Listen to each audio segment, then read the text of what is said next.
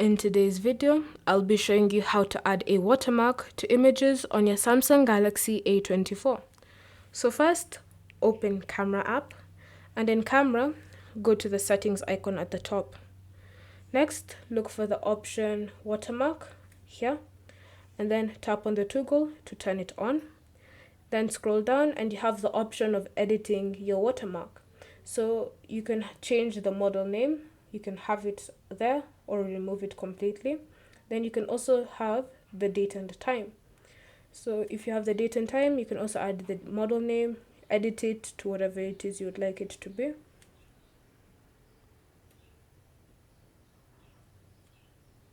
Like that. Then you can change the font for your watermarks. You can have it in these three fonts: Roboto, Samsung Sharp Sans, and Note Serif. So choose one of the ones you'd like. Then choose the alignment, which is left, center, or right. So choose one of these alignments. And then when you're happy, you can go back to the camera. Then when you go to take an image, for example, if you're taking an image of these AirPods, and then you open it in the camera roll, you should notice a watermark